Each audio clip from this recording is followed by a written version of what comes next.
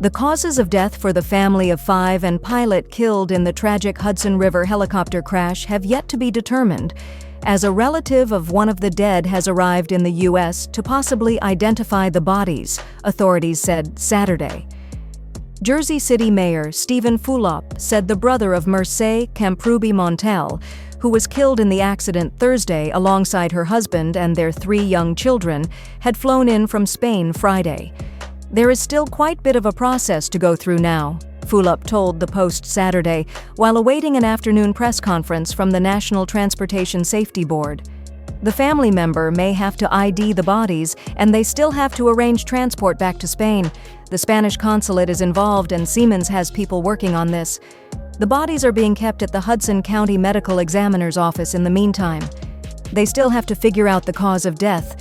Was it from drowning, or was it from the propeller?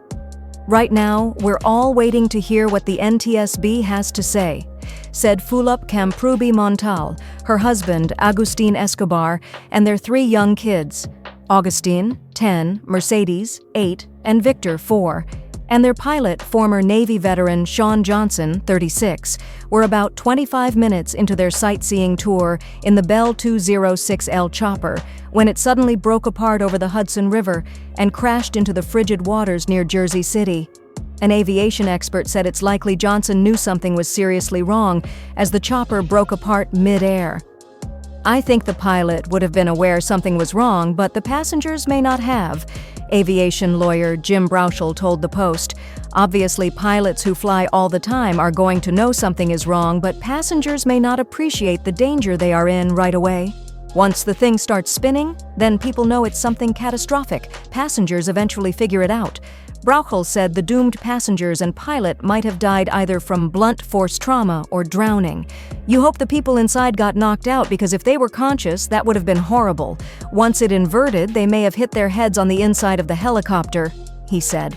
For their sakes, you hope that's what occurred. There's a good chance they were unconscious. Brauchel added that once the helicopter rotor is separated from the aircraft and the tail is sheared off, there is nothing even the most expert pilot can do. Once you lose the rotor blades, it's unrecoverable. The reason the chopper flips upside down is that the roof of the helicopter is the heaviest part. Once you lose the main rotors, it essentially becomes a rock. There's nothing to create a lift, he said. Relatives of the Camprubi Montal and Escobar families say they are taking solace in the fact that their loved ones passed away together in the sweetest moment of their lives.